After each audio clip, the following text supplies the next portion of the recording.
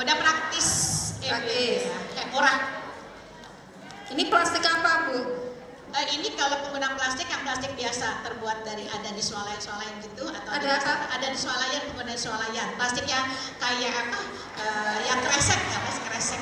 Oh, padahal sekarang nggak boleh ya, Bu ya? Yang nggak boleh, betul. Nggak boleh. Sekarang bolehnya yang Baik ke atas kartun dari kartun yang ada ini seperti ini. karton Atau boleh, ada di yang bahan. bisa dicuci. Dari bahan.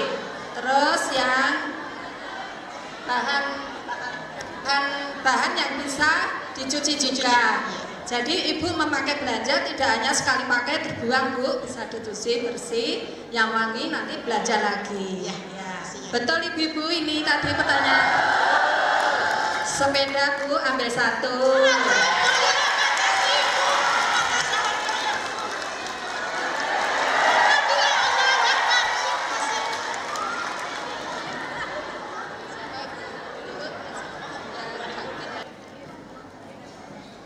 Sebutkan apa artinya mikroplastik.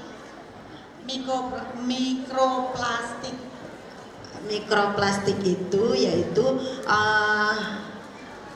uraian yang sudah berupa kecil-kecil yang tidak bisa terurai kembali.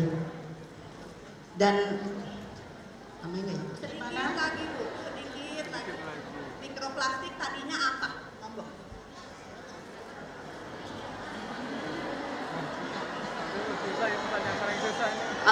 Mikroplastik itu dari botol-botol plastik yang sudah mengurai menjadi kecil-kecil.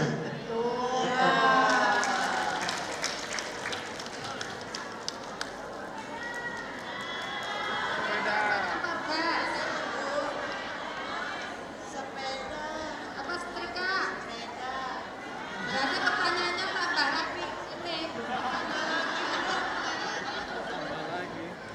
Oh, di lingkungan ibu pastinya ada tetangga, ada keluarga yang lain. Bagaimana cara ibu memberitahu lingkungan biar bersih? Alhamdulillah Ibu, kebetulan saya juga adalah pengelola bank sampah. Kebetulan di lingkungan RW 12 Kelurahan Karadenan selaku PKK juga kita.